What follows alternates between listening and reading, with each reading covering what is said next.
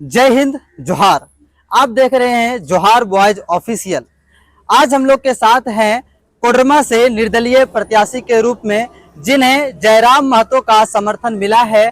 आज हमारे साथ हैं श्री राज मेहता उर्फ राजेश राज। आज हम लोग इनसे बातें करेंगे और इनका क्या मुद्दा है कोडरमा विधानसभा को लेकर और हम लोग जानते हैं। तो चलिए शुरू करते हैं।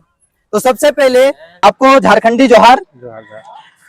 सबसे पहले बताइएगा कि आपको कोडरमा विधानसभा चुनाव में आपके मुद्दे क्या हैं और आप किस आधार पे चुनाव लड़ रहे हैं। देखिए, कोडरमा विधानसभा का जो चुनाव हो रहा है, यहाँ वर्षों से डिमांड था कि कोई ऐसा युवा चेहरा आए जो पढ़ा लिखा हो और ईमानदारी से काम करे। हम लगातार 3 साल से राजनीति में आए हैं, लगातार 3 साल हो गया अपनी पार्टी JLK पार्टी से 3 साल से राजनीति में काम कर रहे हैं। और राजनीति में आने का कारण यह रहा कि हम लोग जब देखते हैं कि कोई ठेला लगाने वाला व्यक्ति वो अपने बच्चा लोग को भी कुछ पानी का गिलास या तो कुछ चाय वगैरह केतली उतली पकड़ा करके सहयोग लेता है।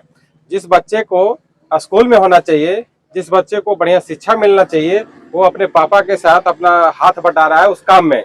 तो यहाँ की स्थिति ये है, अगर यहाँ बढ़िया शिक्षा मिल जाए, रोजगार का बढ़िया व्यवस्था मिल जाए, तो क्या वो उसको माता पिता चाहता है कि हमारा बच्चा उसमें आके सहयोग करे। क्योंकि यहाँ पर जो बाहरी अतिक्रमणकारी लोग है ना, वो बिजनेस पे कब्जा बैठाए हैं, बैठा करके मतलब कब्जा करके बैठा हुआ है। उसको हम लोग हटा करके हम लोग यहाँ के जो युवा है उसको रोजगार देंगे। और दूसरा चीज है, अगर किसी देखते हैं कहीं पे फील्ड में जब जाते हैं तो लगातार तो जाना आना हो ही रहा है, लेकिन जब देखते हैं किसी का घर टूटा हुआ, 24 साल हो गया झारखंड अलग होने में, आज भी उसका घर टूटा हुआ है, आज भी राशन कार्ड में नाम दर्ज नहीं है, आज भी उसको बढ़िया स्वास्थ्य नहीं मिल रहा है। स्वास्थ्य का वो मुहैया बढ़िया उपलब्ध अगर हो जाए तो हम लगातार इस चीज को देख रहे थे कि नहीं, समस्या इतना ज्यादा है, जो भी आ रहा है लोग इसको वोट लेकर के ठग करके चला जा रहा है, निजी स्वार्थ में डूब जाता है। इसीलिए राजनीति में आए हैं, युवाओं को राजनीति में आना जरूरी था। तो क्या कोडरमा की जनता जो है आपके साथ है? कोडरमा की जनता ही हमको खड़ा किया है।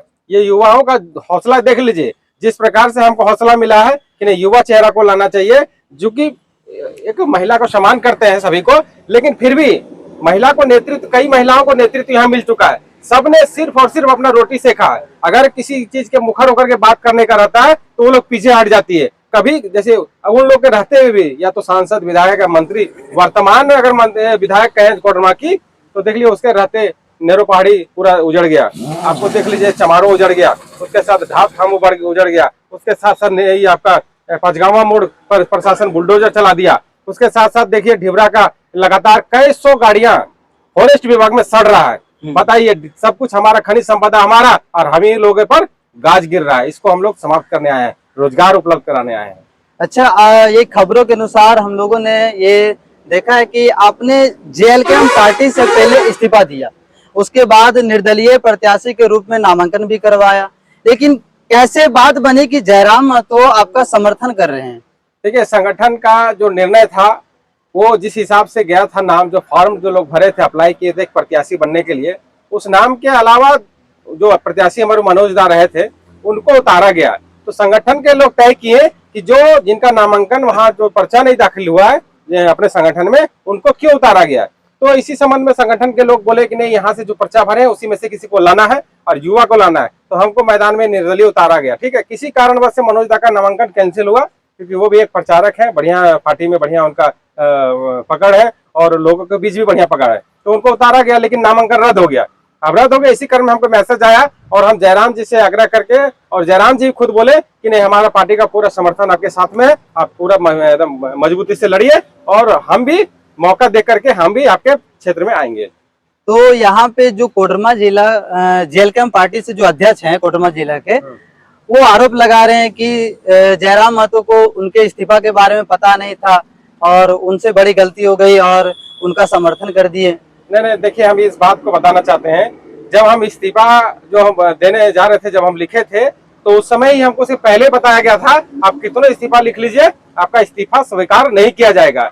आप अगर मान लीजिए ठीक है, संगठन के लोग बोल रहे हैं आप खड़ा होने, ठीक है, लेकिन हम लोग जो प्रत्याशी उतारे हैं उसके पक्ष में हम लोग रहेंगे। लेकिन जैसे नामांकन रद्द हुआ, और पहले भी बताया गया था आपका इस्तीफा, क्योंकि हम संगठन का फाउंडर मेंबर रहे हैं, समझ गए, और लगातार संगठन के लिए हम काम किए, लगातार जन सेवा किए, तो उनका नजर हमारे ऊपर था ही। यहाँ से रायशुमारी में मेरा नाम गया था, लेकिन किसी कारण से हुआ है। तो उस समय हम लोग जब बात किए तो समर्थन पूरा दिए हैं, उनका वीडियो भी बना है और आगे भी हमारा समर्थन उनको प्राप्त है। अच्छा, तो अब यहाँ पे जो है कोडरमा विधानसभा में बड़े बड़े प्रत्याशी हैं।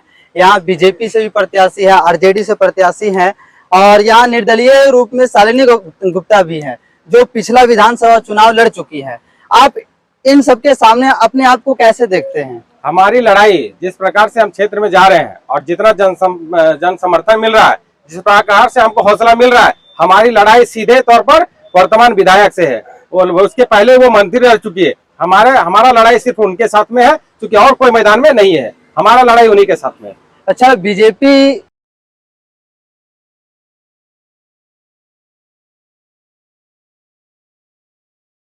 जिनके घर पर बदमाशों ने बुलडोजर चलाया है, हमारे स्टार प्रचारक वो लोग हैं जिनको अभी तक राशन कार्ड नहीं मिला है, जिस महिला को अभी तक सम्मान मिला है। हमारे स्टार प्रचारक वो लोग हैं जो बेरोजगारी झेल रहे हैं। हमारे स्टार प्रचारक वो लोग भी हैं जो पलायन करके रह रहे हैं। हमारे स्टार प्रचारक वो लोग भी हैं जो डिबरा के क्षेत्र में जिनको प्रशासन के द्वारा डंडा चलाया गया, उसका गाड़ियां जब्त कर दी गई, वो जमीन से जुड़े लोग हमारे स्टार प्रचारक हैं। और स्टार प्रचारक अगर बाहर से आ रहे हैं तो कोडरमा का दर्द वो जान रहे हैं क्या?